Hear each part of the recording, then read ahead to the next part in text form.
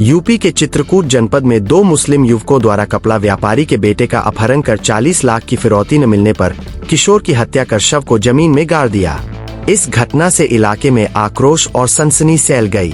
घटना के बाद क्षेत्र में तनाव का माहौल हो गया और पीड़ित परिजनों ने नेशनल हाईवे प्रयागराज और चित्रकूट मार्ग पर शव रखकर जाम लगा दिया। परिजन आरोपियों के एनकाउंटर करने और उनके घरों पर बुलडोजर चलाने की मांग पर अड़े हुए हैं। इसके बाद मंडल की कई थाने की फोर्स और पीएसी बल लगा दिया है।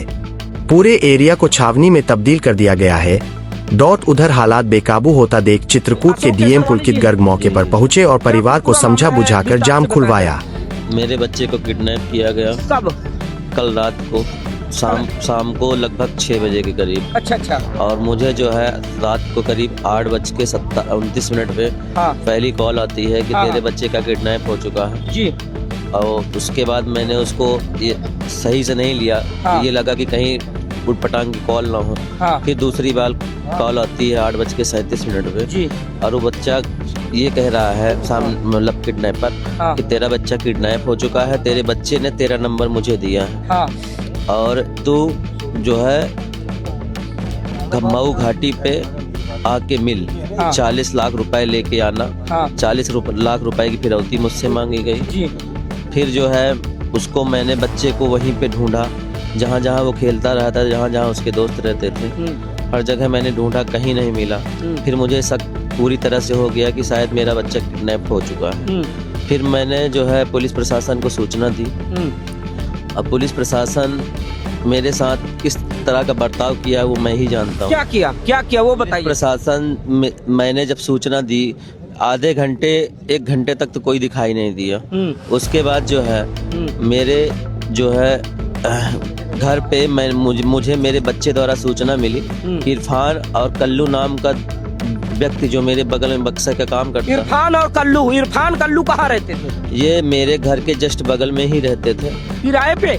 जी किराए पे रहते थे। पहले ये मेरे ही मकान पे दूसरे मकान पर किराए पे रहते थे। इसको मेरे बच्चे को ताड़ता रहा क्योंकि मैंने इससे किराया बढ़ाने की जिद की थी और इससे पैसे की डिमांड की थी कि मेरा पैसा मुझे वापस करे। पता नहीं इसको क्या ऐसा लगा।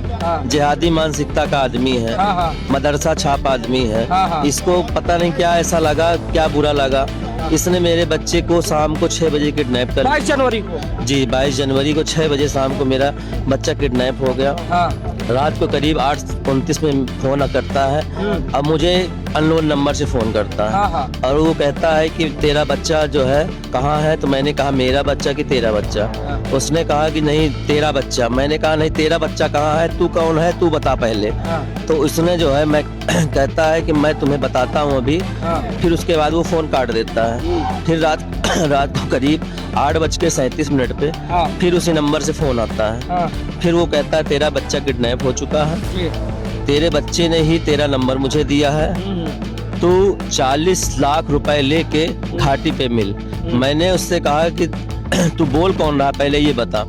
तो उसने कुछ नहीं बताया। उसने कहा कि तू 40 लाख रुपए लेके घाटी में मिल। मैंने पूछा उससे किस घाटी में मिलना है तुझे।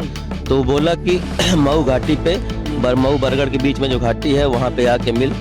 40 लाख रुपए लेके आ, तेरे पास केवल 1 घंटे का समय है।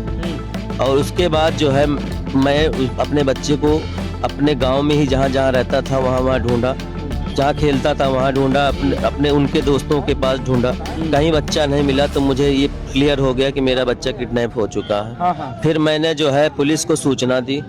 पुलिस को सूचना देने के बाद पुलिस का रवैया ऐसा था कि पुलिस ने मेरे साथ कोई ढंग का सहयोग नहीं किया। देखिए जिस तरह का ये जघन्य हत्याकांड हुआ था कि एक पुराने किराएदार ने अपने ही मालिक के मासूम बच्चे जिसकी उम्र 12-13 साल हो उसका अपहरण करके और उसकी हत्या कर दी गई थी। तो आक्रोश थोड़ा लाजमी है, लेकिन पुलिस ने इस घटना का अनावरण किया। वादी ने खुद फिर नामजद तहरीर देकर के FIR लिखाया और घटनाक्रम कुछ इस तरह का हुआ कि अपराधी पूछताछ के बाद बरामदगी के दौरान पुलिस पर ही हमलावर हो गए और जवाबी कार्यवाही में दोनों इंजर्ड हुए। एक मृत्यु को प्राप्त हो गया, दूसरा भी प्रयागराज में इलाजरत है। तो उस आक्रोश में थोड़ा सा लोगों में जो स्थितियाँ थी वो धीरे धीरे रेसिफाइड हुआ है। आज उस मासूम बच्चे का शव अंतिम संस्कार कर दिया गया है। आपके चैनलों के माध्यम से एक चीज और भी हम कहना चाहेंगे कि ऐसे संवेदनशील मुद्दों पे कुछ लोग जिनके इरादे गलत होते हैं वो अपनी रोटियां अलग सेकने का प्रयास करते हैं, तो उनको भी मैं एक सख्त मैसेज देना चाहूंगा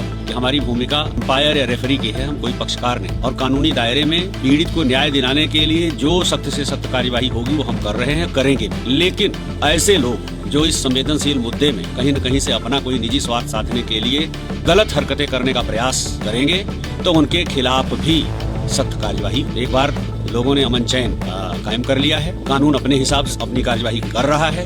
सभी अपनी दैनिक दिनचर्या ठीक से करें, समाज में अमन चैन बनाए रखें और अपना काम करें। पीड़ित पक्ष को न्याय दिलाने के लिए आज भी हम हैं उनके साथ, कल भी थे और कल भी रहेंगे। न्यूज चैनल वालों को उस जगह पे क्यों नहीं जाने दिया गया कल, जहाँ पे मेरे बच्चे के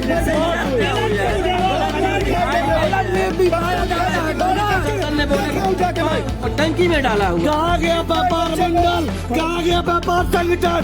क्यों नहीं 5 घंटा लगाया पोस्टमार्टम पे? क्यों पोस्टमार्टम लगाया? मीडिया वाले तक